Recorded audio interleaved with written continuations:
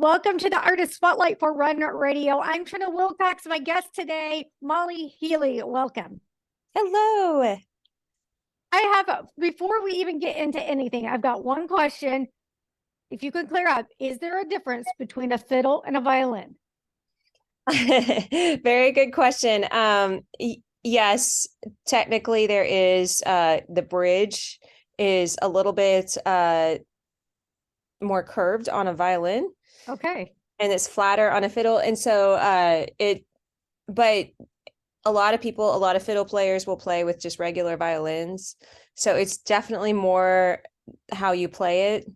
For instance, I'm a fiddle player, but I do both. I have a classical violin. I always have. So I've never used a fiddle.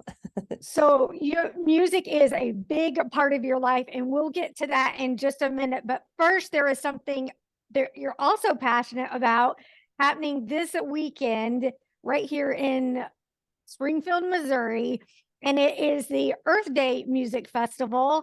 So tell me a little bit about that and how folks can get involved and what's going to be happening throughout the entire day. Yeah, we're so excited to be bringing this for the second time to Springfield, Missouri. It is a plastic-free music and sustainability festival. And we're going to have 9 bands performing throughout the day. It's in Jordan Valley Park in Springfield, Missouri, right here. The doors open at 11 and music will wrap up at about 8. It's plastic-free, meaning that we are going to be basically selling for a very small price metal cups that people can drink out of for the day. They can take those cups home with them. They last really forever. I mean, I've had some for years. We're encouraging all the guests to bring water bottles to fill up because we're not going to have plastic water bottles for sale. We're composting all of our food waste for the day, and compostable containers as well. So it's basically a leave no trace event. So we're really trying to have zero garbage, zero plastic, and the ticket price that you will pay at the door that you have already paid if you have a ticket is 100% going to go to our local environmental organizations. And this year we've got 3 of them that we've picked, the Ozark Society, Compost Collective, and Springfield Green County Parks. Okay, so why is this so important for us to recognize? Well, for me, of course, it's really about the fact that I'm blending music and environmentalism. That's been my passion since the beginning. I at one point I wanted to actually even quit music to do more environmental work. My wise daughter at the time said, that's probably not the best idea, Mom. You're not going to be happy, because music is such an incredibly huge part of my life. But, she said, you need to figure out a way to blend those 2 passions. And so that's why I did this. I think that you can use music to make the world a better place, and that you can show the world that we can gather without a huge mess. And we can continue to have these kinds of events without, making mountains of plastic and garbage that will end up in the oceans. We can find ways to sustainably do it by, encouraging people to bike to the festival, carpool, use very little emissions.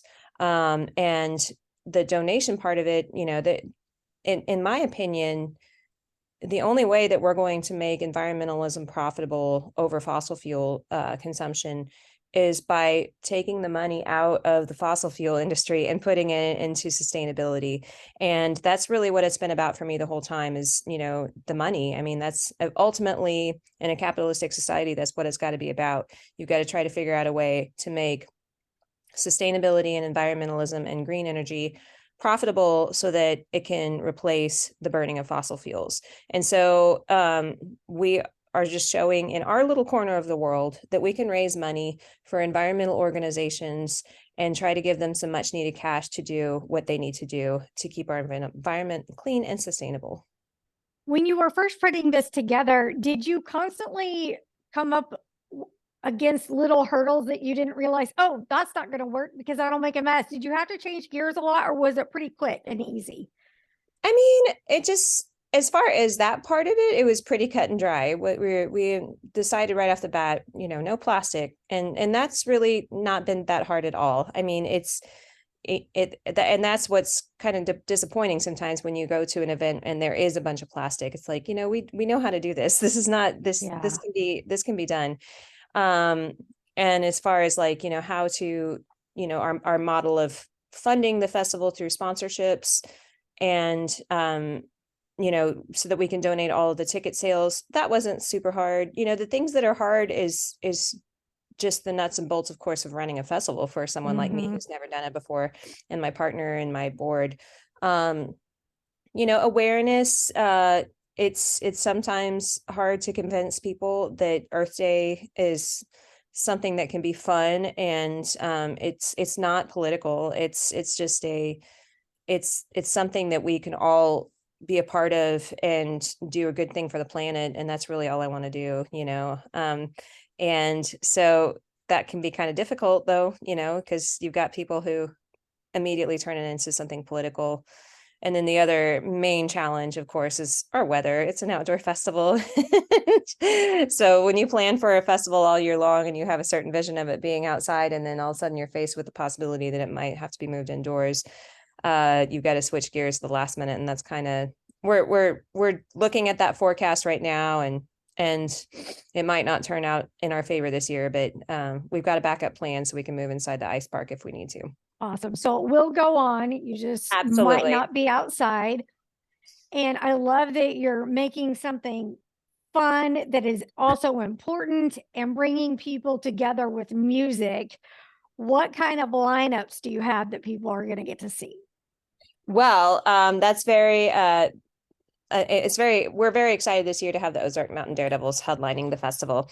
They are obviously a Springfield institution, Ozark's Missouri institution, and of course, internationally known.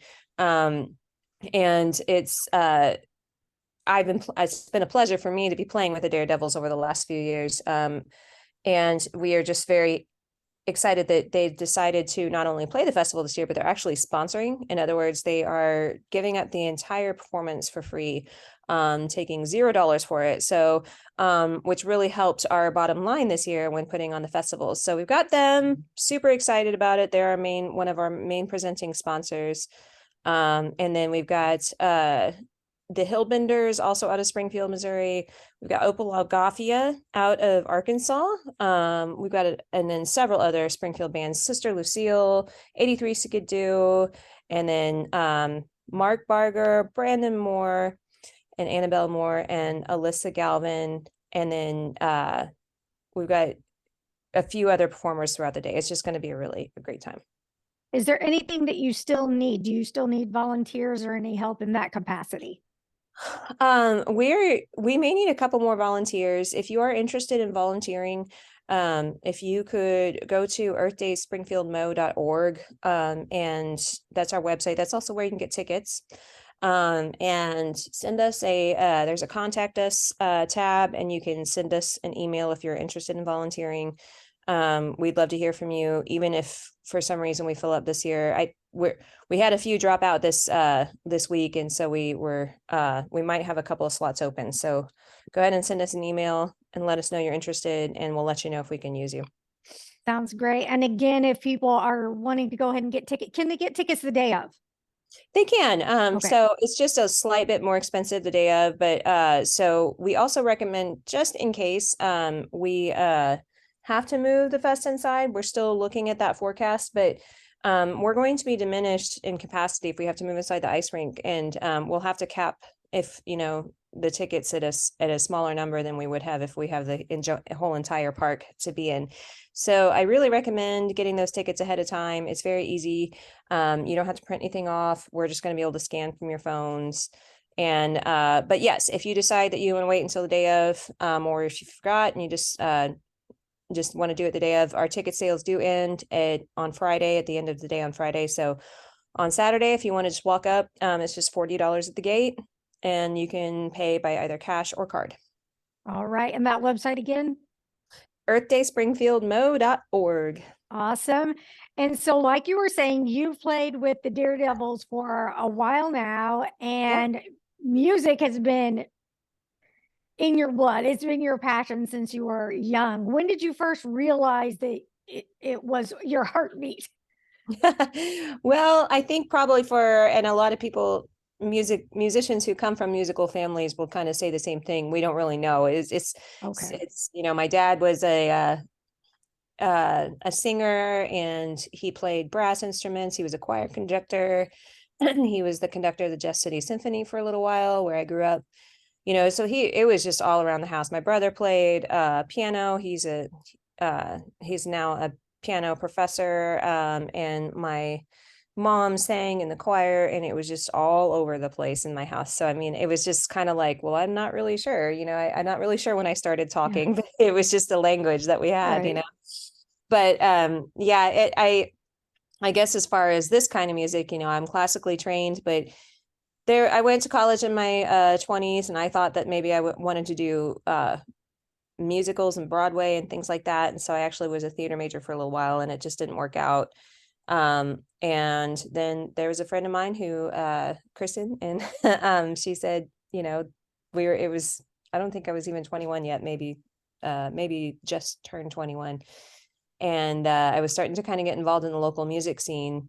And I had no idea that I would be doing what I'm doing now at the time. I was still kind of trying to find my way. And she said, well, there's a local band, and they might need a fiddle player. I know you played violin at one point, and I'd only played in high school for just a few years. I was terrible. She's like, just bring your instrument. Let's try it. And I was so nervous, and I almost didn't do it. She convinced me to do it. And they had invited me. That's what it was. And then I wasn't going to do it, and she convinced me to do it. I went over there and picked up my fiddle for the first time in like 2 years, and it was rusty as all get out, but I realized how much fun it was. And so that was the beginning of my fiddle playing life. And that's a straight through line to the present. Why strings in the first place?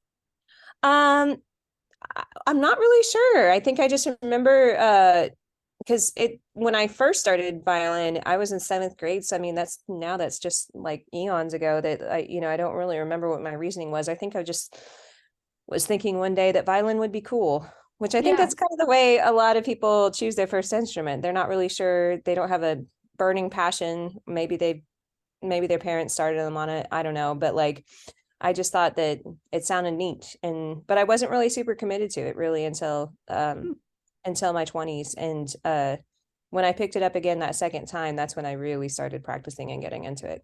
Is it your favorite instrument? Either that or the cello. I go back and forth between the two of them there, but I love them both probably equally and for different reasons. Which one are you best at? Well, violin was definitely my first, so I would have to say absolutely that. It's definitely the one I'm most comfortable on. I have a solo project though, and I play guitar, and I have songs that I've written on guitar, and I like guitar just fine. But when you're playing solo, I do a lot of looping, but sometimes I try to play along while I'm singing, and that's so hard when you have a violin up, in Yeah. your face. So I found that if I'm going to be playing and singing at the same time, I really feel a lot more comfortable on the cello to do that. Talk to me a little bit about songwriting when you started putting the passion from playing onto paper. Yeah, songwriting came for me very late. I attempted it in my 20s and maybe eked out one or two songs. I didn't really like songwriting. At that point, I was just playing fiddle for other bands, so I didn't really need to anyway. And so but sometime in my 30s, well, no, this can really be traced back to as recent as 2015. I was looking at a video on YouTube, and I saw a slam poet, and in the background he was playing along with a violinist, and she just had this big pedal board of effects. She could turn it into bass, she could put a bunch of delay on it, she all sorts of things, and she was looping, and it was just beautiful. And in my mind I was like, I can do that. That sounds fun. And so I order, it's called a looping pedal, and what you do is you can record yourself live and then play over it ad infinitum. And I ordered one and I was just hooked, and I wrote my first, 2 or 3 compositions within a month. And it kind of started out just instrumentally, but then I started adding words to some of the songs. And now I've written songs for, my solo project, but also a lot of my duo projects. I've got another duo called the Lace Wings. I play with Dallas Jones, and I've written songs for all of those projects, and they're all completely different. But songwriting is now something that, like, I can't turn off. It's so weird. It took Yeah, me decades to turn it on, but now here it is, I guess. that's really neat. Do you sing then as well? Yep. Singing was my first thing. I've been singing Okay. since I was a kid. It was all the instruments that came later. Okay. And I guess a fan of yours actually described your style as orchestra, bringing orchestra to the live rock show. Yeah. Well, actually, I was talking with somebody. The first time I asked somebody, because I couldn't decide what to describe my solo project music, it was because it's really doesn't have a whole lot of I can't find any artists that sound like me necessarily. And so I asked someone once, and I said, how would you describe my music? And they said folk inspired orchestral looping. And I thought that's the kind Yeah. of bringing the orchestra, we could, because I create string arrangements and I record them and I perform them live. And so it's putting all of those beautiful lush strings to, rock songs and things like that. And so you can, whereas with a lot of bands, all you have to listen to the album to hear those kinds of arrangements. You can hear them at our live show. Do you like performing with a group or solo better?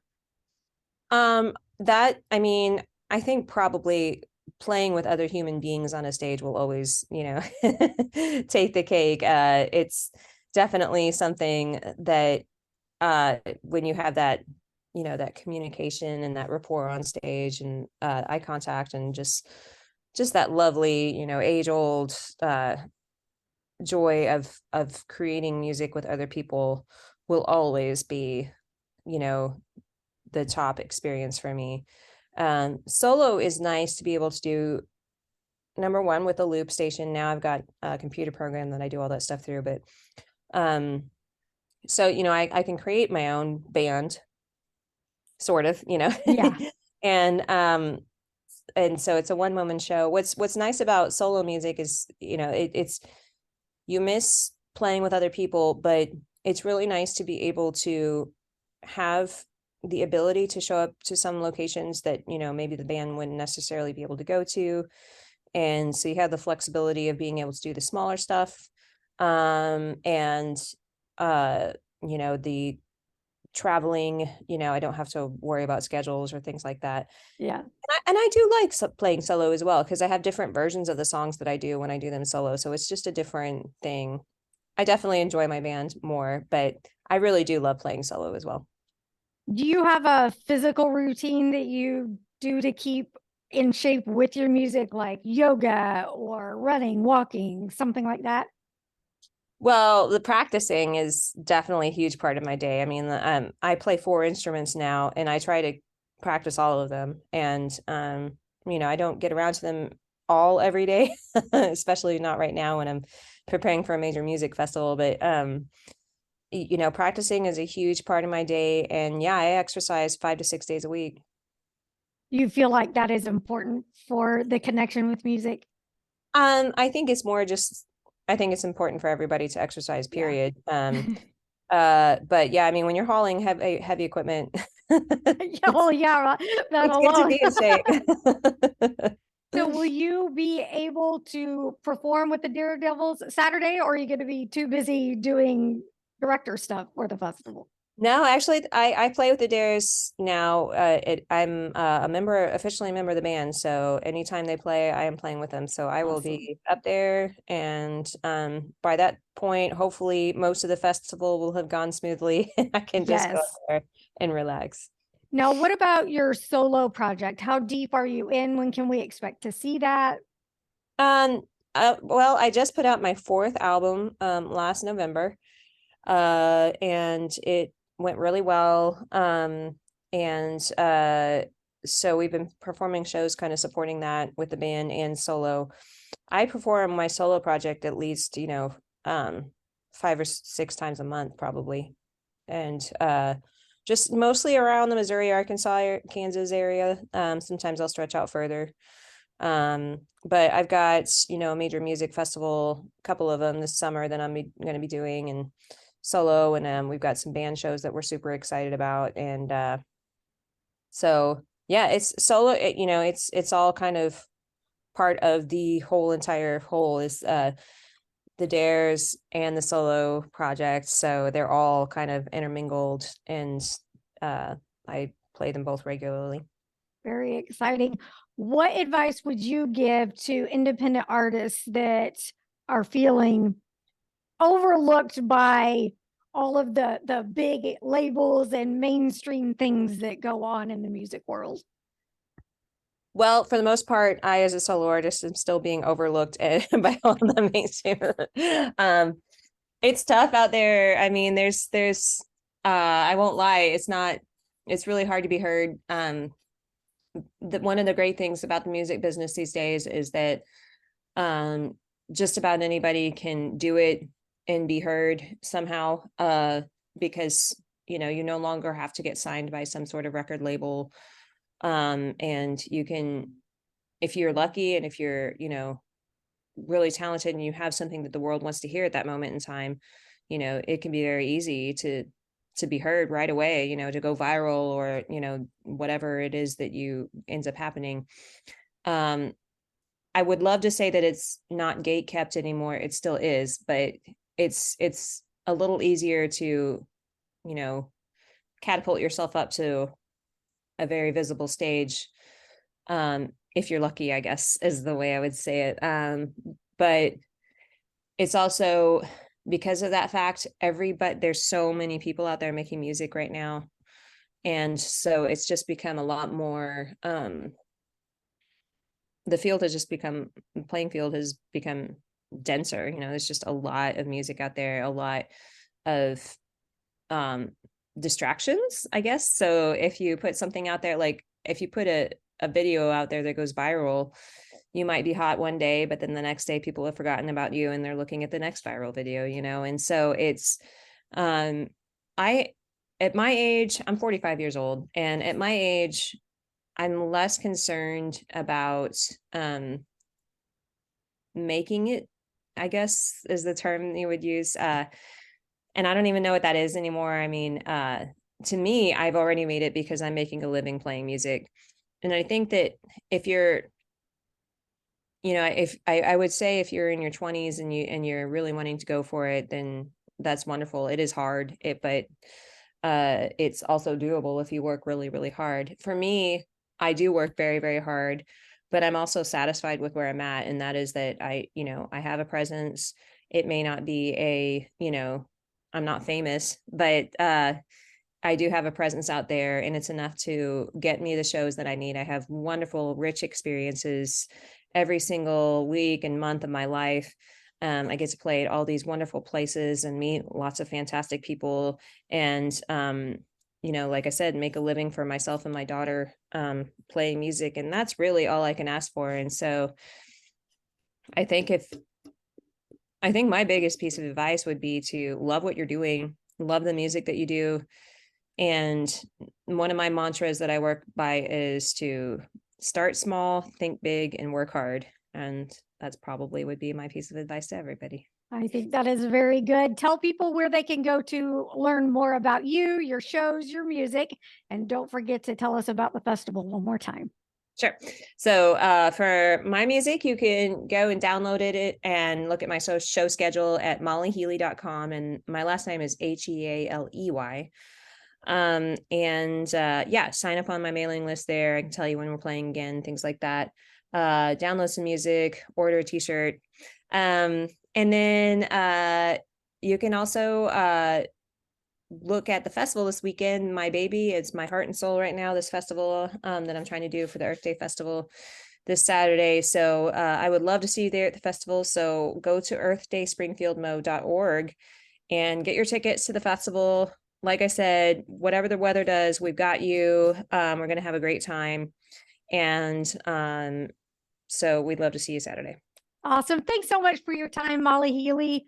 Good luck Thank you for and come having back me. anytime. Okay, thank you.